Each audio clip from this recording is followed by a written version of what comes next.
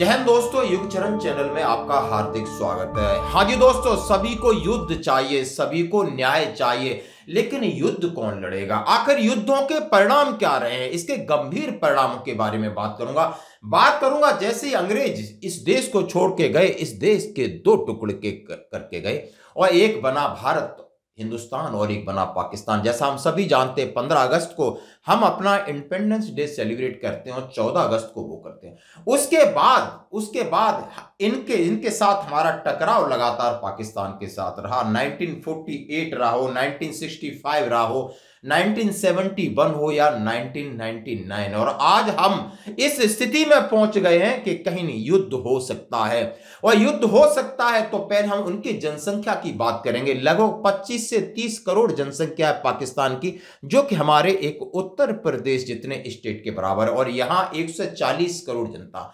बात करूंगा पिछले 78 साल में क्या क्या बदलाव हुआ, जहां पर आप समझ सकते हो पाकिस्तान 30 से 32 साल वहां पर सैनिक शासन रहा, सैनिकों का शासन रहा, चुनाव नहीं हो पाए, और चुनाव आप समझ सकते हो उनका अस्थिरता हमेशा रहती है। कहीं ना कहीं बहुत सारी चीजें ऐसी होती हैं, और उनके जो जनरल होते हैं या तो उनको सीधा सीधा कहीं ना कहीं फांसी होती है, या उनके जो प्रधानमंत्री बनते हैं वो देश छोड़ करके बाहर जाते हैं। आपने मुशर्रफ का हाल देखा होगा, आपने नवाज शरीफ का हाल देखा, उससे पहले आपने देखा होगा।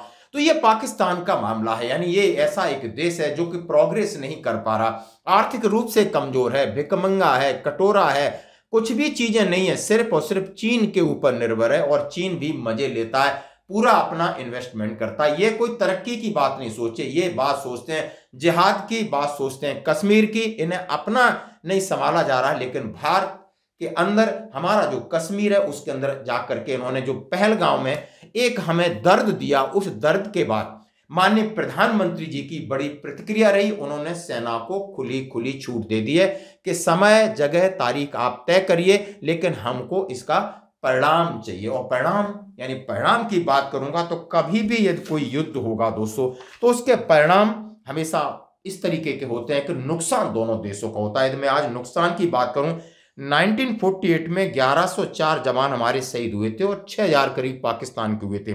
1965 में 2902 जवान हमारे शहीद हुए थे, कई घायल हुए थे, और 71 में 3900 जवान शहीद हुए थे, और कारगिल में 543, लगभग 8500 जवान शहीद हुए थे, और उनकी संख्या 50,000 से ज्यादा है जो उनके जवान मारे गए थे दोस्तों, घायल हुए थे। तो यानी नुकसान तो दोनों देशों का होगा। अब बात करेंगे कि कौन किस पर भारी पड़ेगा, यानी बात करूं ग्लोबल फायर पावर की, यानी ग्लोबल फायर पावर का सर्वे क्या कहता है कि किसके पास कितनी सैन्य ताकत, यानी पूरे वैश्विक विश्व के परिवेश में देखा जाए तो उसके कुछ तथ्य मैं आपके सामने रखना चाहता हूं। और सामने रखने से पहले मैं आपको सेना के बारे में बात करना चाहता हूं कि जैसे कि 2025 तक दुनिया की शीर्ष 10 सबसे शक्तिशाली सेनाएं यहां पर दी गई हैं 2025 तक। हाँ जी दोस्तों, जैसा कि आप के सामने मैं ये खबर रख रहा हूं कि 2025 में शीर्ष 10 वैश्विक सेनाएं, उन्होंने कहा है कि विश्व अभूतपूर्व स्तर की असुरक्षा और भू राजनीतिक संघर्ष का सामना कर रहा है।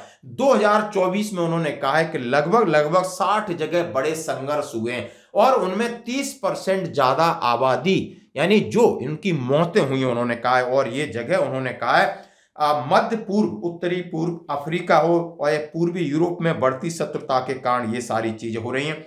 और अब धीरे धीरे इसकी कगार पर भारत और पाकिस्तान पहुंच गए। तो आइए, इन्होंने कहा है कि ग्लोबल फायर पावर इंडेक्स के सैन्य दृष्टि से दुनिया के 10 ही सबसे शक्तिशाली देश, global fire power military strength ranking में हाल ही दुनिया में सबसे शक्तिशाली एक सूची जारी की, जिसमें 60 से अधिक व्यक्तिगत कारकों के आधार पर 145 यानी 145 देश की सैन्य शक्तियों का मूल्यांकन किया गया, जो फायर इंडेक्स स्कोर के हिसाब से कौन किस स्थान पर है। इसमें कोई आश्चर्य की बात नहीं कि संयुक्त राज्य अमेरिका ने सैन्य शक्ति के मामले में बेजोड़ नेता के रूप में अपनी स्थिति की पुष्टि की है, और 2005 से कायम है। लगभग पिछले 20 साल से वो नंबर 1 बना हुआ है, और विश्व पर उसका दबदबा ये हम सभी जानते हैं। इसका मुख्य कारण सेना ही नहीं है, उनके पास व्यापक धन है, जनशक्ति है, महत्वपूर्ण वित्तीय साधन है, पर्याप्त भौतिक भंडार और आशाजनक औद्योगिक उत्पादन, यानी पूरी खनिज संपदा और पैसा है, पावर है। संयुक्त राज्य अमेरिका के बाद रूस का इंडेक्स है 0.0788 के पावर, और इसके साथ दूसरे स्थान या तीसरे स्थान पर चाइना है, जो कि हमारा एक और बड़ा शत्रु है। जैसे दोस्तों आप समझ सकते हो, उसको भी इतने ही अंक मिलते हैं। और बात करूंगा चौथे स्थान की, जिसके ऊपर भारत है, यानी हमारा देश है। अब मैं इनके सामने आंकड़े रखना चाहता हूं। भारत के बाद दक्षिण कोरिया है, यूनाइटेड किंगडम, फ्रांस, जापान, तुर्की, इटली और पाकिस्तान 12वें स्थान पर आता है, यानी पाकिस्तान 12वें स्थान पर आता है।